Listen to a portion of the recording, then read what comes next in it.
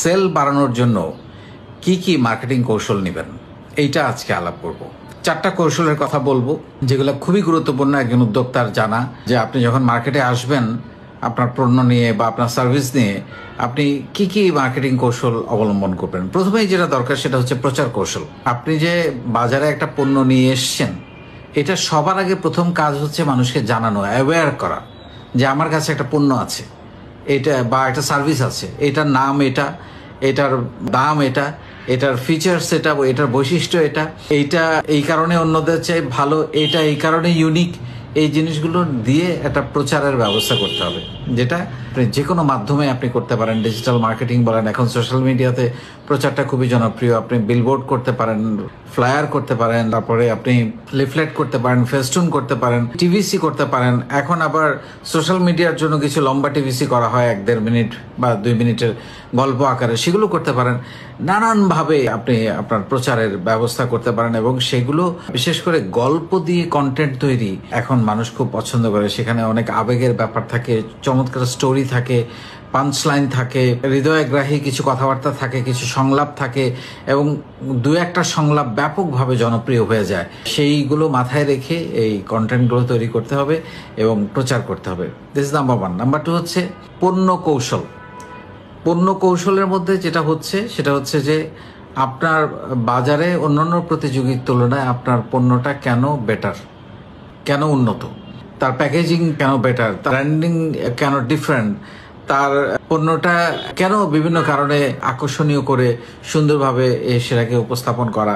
এটা হচ্ছে পণ্য কৌশল, মানে প্রোডাক্টের মান। আমি সবসময় একটা কথা বলি, আপনার প্রোডাক্টের মান যদি ভালো হয়, যেটা পণ্য কৌশলের অন্যতম প্রধান ব্যাপার, প্রোডাক্টের মান যদি ভালো হয় আর দাম যদি বাজার মূল্যের সঙ্গে কম্পেয়ার করে সঠিক থাকে, আপনার পণ্য বিক্রি হবেই।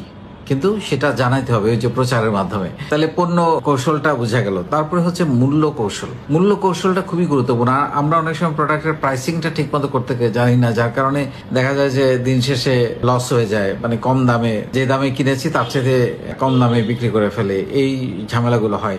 প্রোডাক্ট প্রাইসিংটা খুবই গুরুত্বপূর্ণ। পণ্যটা সোর্সিং থেকে শুরু করে একেবারে বিক্রয় পর্যন্ত যেই ধাপগুলো আছে প্রত্যেকটা ধাপ যোগ করে এবং তার সঙ্গে প্রফিট মার্জিন যোগ করে তারপরে পণ্য মূল্য নির্ধারণ করতে হবে। সেখানে যত ধরনের খরচ আছে, স্টোরেজ আছে, বেতন আছে, ইলেকট্রিসিটি বিল আছে, সবকিছু সেখানে ইউনিট কস্ট ধরে যোগ করতে হবে।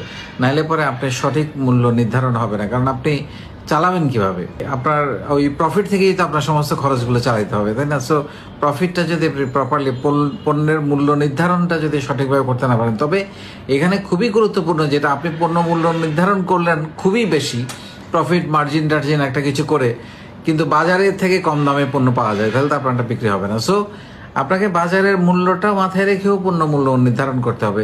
তার মানে আপনাকে কিনতে লাভ করতে হবে, সোর্সিং এ লাভ করতে হবে। এটা খুবই গুরুত্বপূর্ণ। 4 নাম্বার হচ্ছে বিতরণ কৌশল। পণ্যটা বাড়ানোর পরে, তৈরি করার পরে, মূল্য ঠিক করার পরে, মানসম্মত পণ্য রেডি করার পরে সেটা কাস্টমারের কাছে পৌঁছানো পর্যন্ত এই প্রক্রিয়াটাকে বিতরণ কৌশল বলে। মানে আপনার পণ্যটা কি অনলাইনে পাওয়া যাবে, নাকি স্টোরে পাওয়া যাবে, নাকি শোরুমে পাওয়া যাবে, কোথায় পাওয়া যাবে, এবং সেইটা কাস্টমারের কাছে ডেলিভারিটা কিভাবে, কাস্টমার কি কালেক্ট করবে না আপনি হোম ডেলিভারি করবেন, মানে কোন জায়গায় পণ্যটা পাওয়া যায় এইটা জানানো এবং এইটা যতটা স্মুথ হয় এবং সঠিকভাবে কাস্টমারকে জানানো, এটা খুবই গুরুত্বপূর্ণ। ক্রেতা কিভাবে কোন স্থান থেকে পণ্যটা কালেক্ট করবে এই ইনফরমেশনটা যেন প্রপারলি থাকে। আপনি পণ্য বানালেন কিন্তু ঢাকাতেই রাখলেন, কিন্তু সেগুলোর ডিমান্ড হয়তো কোনো একটা জেলাতে আছে, আপনি সেটা পাঠালেন না, তাহলে ওই জেলার কাস্টমারগুলো তো আপনি পাবেন না। সো প্রচারণাটাও ওইভাবে করতে হবে, এরিয়া ডিমার্কিং করে যে কোন এরিয়ার জন্য আপনি প্রোডাক্টটা বানিয়েছেন এবং সেই কাস্টমারগুলোকে আপনি যাতে প্রপারলি তৈরি করতে পারেন। তো আমার মনে হয় এই 4টা কৌশল, মার্কেটিং কৌশল প্রত্যেকটা উদ্যোক্তার জানা উচিত যখন তিনি তার পণ্য প্রোডাক্ট তৈরি করবেন বা সার্ভিস নিয়ে আসবেন বাজারে, এবং সেইটার জন্য মার্কেটিং এর প্ল্যান করার জন্য এই কৌশলগুলো মাথায় রেখে কাজ করলে আমার মনে হয় যে সেল কোনো সমস্যা না। তবে একটা জিনিস মাথায় রাখতে হবে, আমি যেটা সবসময় বলি, সেটা হচ্ছে পণ্যের মান, প্রোডাক্ট কোয়ালিটি, পণ্যের দাম এবং কাস্টমার কেয়ার। কাস্টমার কেয়ারটা খুবই গুরুত্বপূর্ণ। এটা যদি এক্সেলেন্ট হয়, এটা যদি অসাধারণ হয়, আপনার পণ্য রিপিট কাস্টমার তৈরি করবে, একজনে বারে বারে আপনার থেকে পণ্য কিনবে এবং একই সঙ্গে সেই কাস্টমার অন্য কাস্টমারকে গিয়ে বলবে তুমি তাদের থেকে কেনো, তাদের পণ্যের মান ভালো, প্রাইস ভালো, সার্ভিস ভালো, সেটা হচ্ছে রেফারেন্স কাস্টমার।